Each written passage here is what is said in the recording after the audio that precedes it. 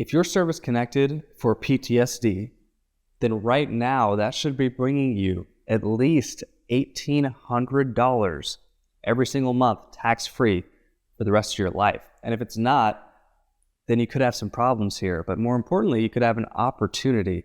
I'm going to show you how to fix that in record time, just like we've done for thousands of clients right here in this video. I'm Jordan Anderson with VAClaimsAcademy.com.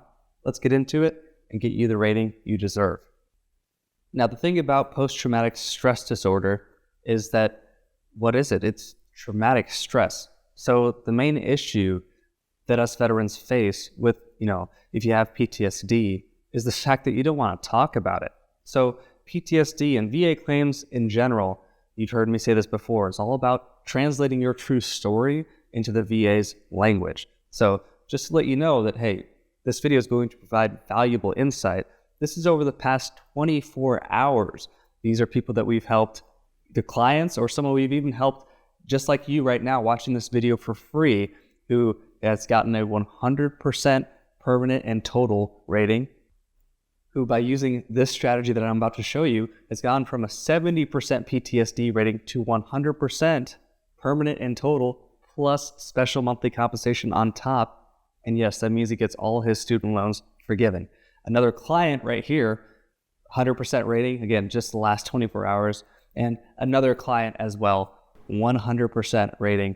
Yeah, our strategies work because it comes straight from the VA playbook. So speaking of the VA playbook, let me show you that now. This is the meat and potatoes, okay, of how you're going to boost your PTSD rating in record time, right? And the beauty of this is when you craft a proper personal statement, many of you watching this who have a 50% or lower rated PTSD rating did not submit a personal statement with that claim. Call me out below in the comments if I'm wrong or mistaken, but I can go on a limb, again, seeing thousands and thousands of these claims and say, you didn't submit a personal statement. Okay, that's a mistake, and it costed you. But the great thing is this is opportunity. I'm going to show you how to write a personal statement. I'm going to show you what it is, what the form is. We're actually going to go through section by section and sort of write a mock personal statement. But first, let's get into what we're even talking about here. This is the 70% rating criteria. I know you can't read this. I'm going to read it for you verbatim. Don't even worry about it. I know you can't see that. It's pretty small. Occupational and social impairment. This is for the 70% rating now.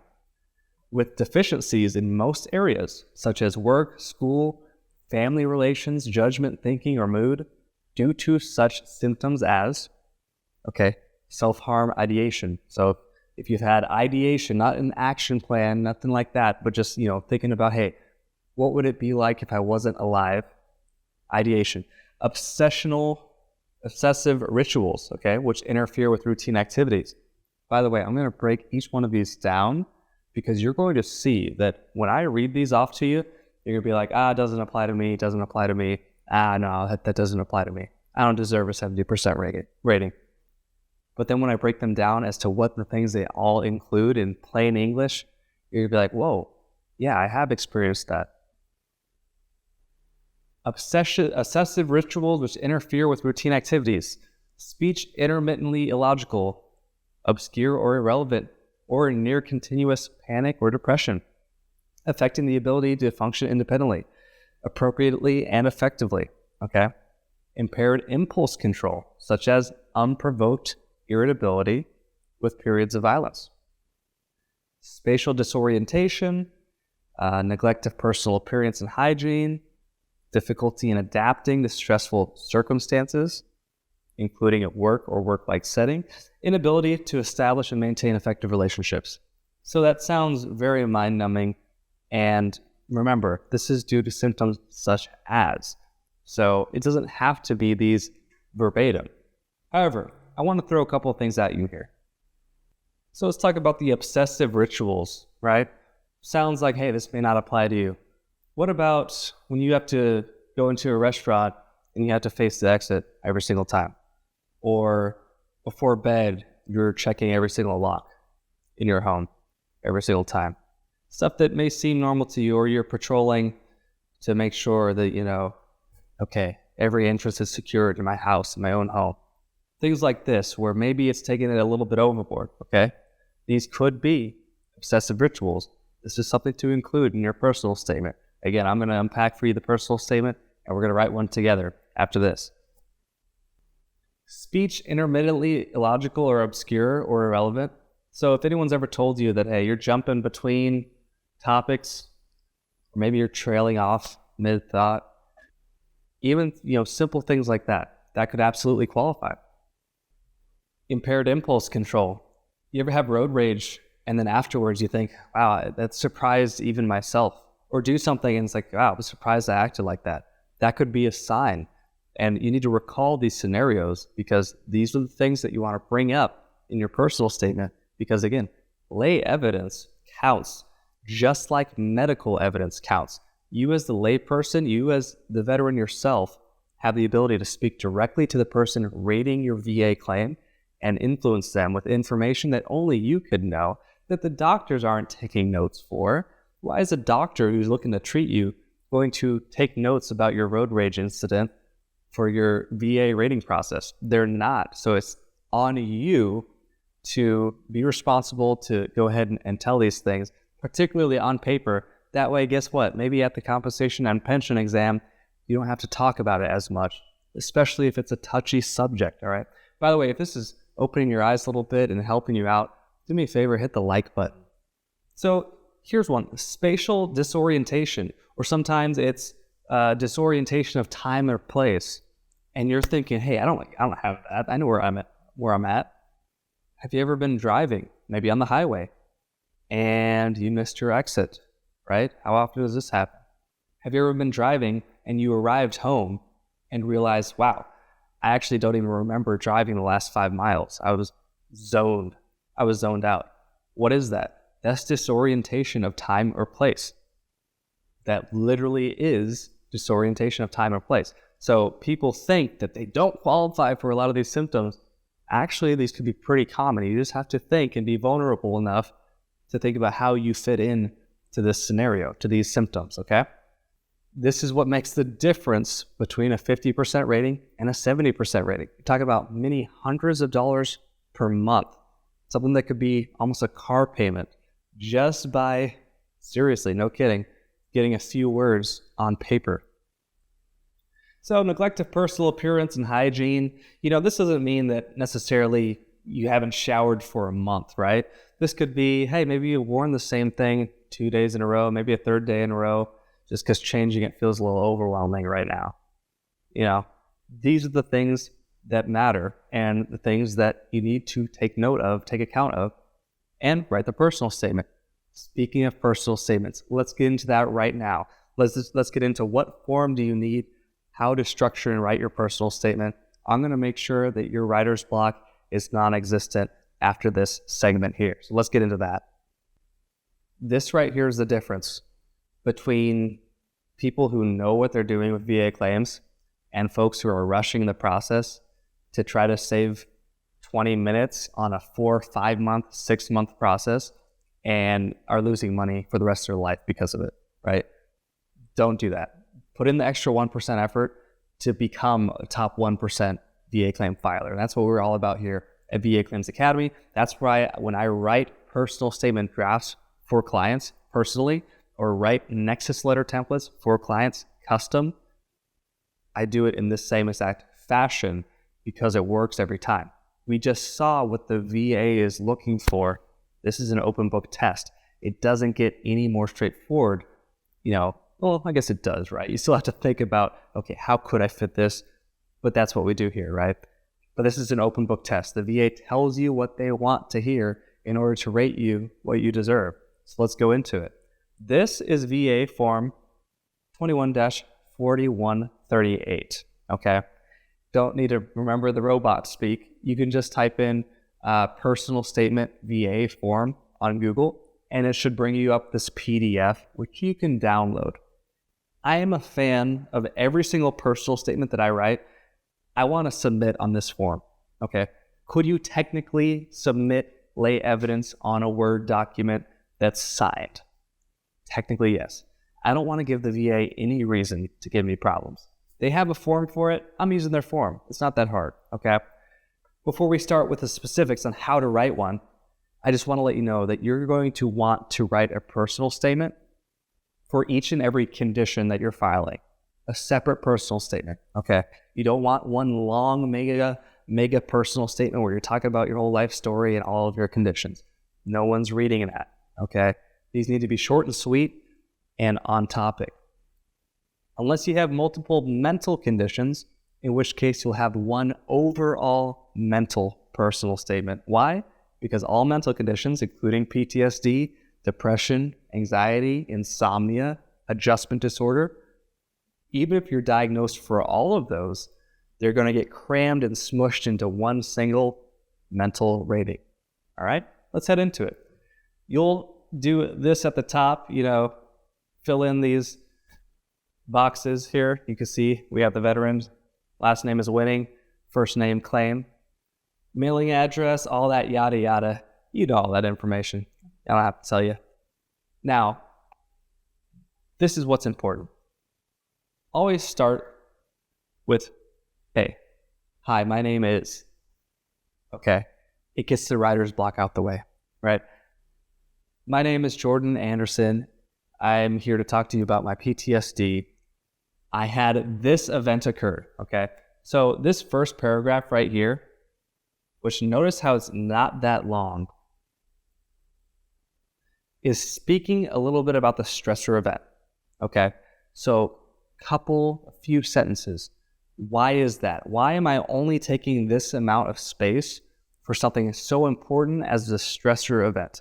Well, because when you file for PTSD, you are required to submit Form 21-0781. 21-0781. What is that? That is sort of the report of your stressor event. That's a whole separate form. This personal statement form, the goal is to get you the highest rating possible for your PTSD, whereas the 2781 is to describe your stressor event, when it happened, who was there, where it happened, what happened, things of that nature. So we don't need to be redundant, okay? So quick summary, I was taking incoming at Bagram, and while I wasn't impacted by any of the, rockets they were shooting, I was in constant fear for my life. Okay, so let's say that was this combat-related PTSD personal statement. That's the first paragraph, right? Pretty small. Next, we move on. We're going to get straight into that social and occupational impairment, okay? So if right here, now I'm talking about, boom. Now today, I'm left with symptoms that have affected my everyday life. There are times when I'm driving and I just zone out and I'll go 4 miles past my exit because I don't even recall, the last 5 miles that I was driving. Boom, boom, boom, boom, boom. Why is that? Because we know that disorientation of time and place is on the list of symptoms that the VA is specifically looking for in that DBQ form, right? Disability Benefits Questionnaire. That's the form that your compensation and pension examiner, by the way, that's the exam that the VA gives you when they call you in to see how much you get rated for. That examiner is filing this DBQ, writing this DBQ, which has all these symptoms on it, okay? Let me stop spazzing out here with this keyboard. Next, okay, we have a whole separate page, right? So this is the first page, and it goes down to this next page. Let me erase these for you. After I talked about those sort of generalized symptoms that you have, I had a gentleman maybe 2 years ago now, spoke to on the phone. His PTSD was so bad that he would walk into busy traffic, and by the time he would realize what he was doing, he'd be in traffic like, oh, what am I doing? That's a really bad symptom. It doesn't really have anything to do with social impairment or occupational impairment, so his work or relationship life, but it's just a bad symptom. So after introducing yourself and having your stressor event, little tiny paragraph, That's when you want to talk about your symptoms. But now we're going to separate this out, right? So we're going to have one chunk right here, and then another paragraph right below it, okay? And this first one, we want to be talking about how our PTSD negatively impacts your work life, okay? And then on this bottom one here, you want to talk about your social. And the reason why I like to separate these paragraphs out is because that way you're not confusing yourself, right? First of all, it's easy to read when it's structured like this. Boom, my name is, okay? A little bit about the stressor event, catch you up. And then, hey, here's some of my symptoms. Again, where are the symptoms from? The symptoms are from how the VA says they rate you. Okay, well, I just covered at the beginning. And then you're going into how this affects you at work. Why? Because one of the first things that the symptoms for how the VA rates you says is occupational and social impairment. Okay, so that's why they deserve 2 full paragraphs, right? Doing this allows you to chunk your personal statements into bite-sized pieces where you're not overwhelmed with, oh my gosh, what do I say, right? It can be so difficult to even speak about this because, again, it's post-traumatic stress disorder. I can understand. I have clients that find it incredibly difficult to even talk about this, and it's unfortunate because the VA needs to hear about it in order to rate you properly, right? So having this structure hopefully will ease the burden of having to speak about this and make it so much less overwhelming for you. By the way, if you're getting value from this video, again, please do me a favor, hit the like button. These are the meat and potatoes of your personal statement. This impacts me at work because I get aggravated and I raised my voice at my boss, which resulted in me getting fired, right?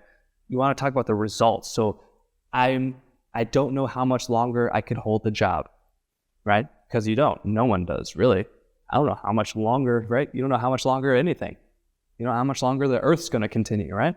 So that's just some examples for the work. For social, I don't know how much longer my spouse and I will be able to maintain marriage. No one does, right? So that's kind of a catch-all saying that you can say. What else? I got upset and yelled at my in-laws during Thanksgiving, during Easter. I've lost friends. I'm just unable to keep up with friendships, right? Because I don't want to go out, don't want to socialize. Everything seems overwhelming. These are things to list in the social occupational and the outcome of that. So now I don't have friends. Now I don't go out, right? This is the social and occupational impairment. I cannot stress enough. That's the meat and potatoes for how you were actually rated for your PTSD. Fellow vets, I hope this helped you out.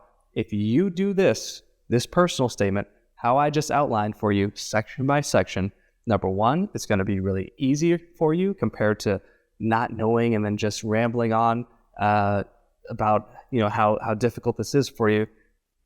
It's not going to be as consistent as breaking it down, going in with the knowledge beforehand. This is an open book test. Okay, I know what the target is. I'm going to break it down section by section and chunk it out that way.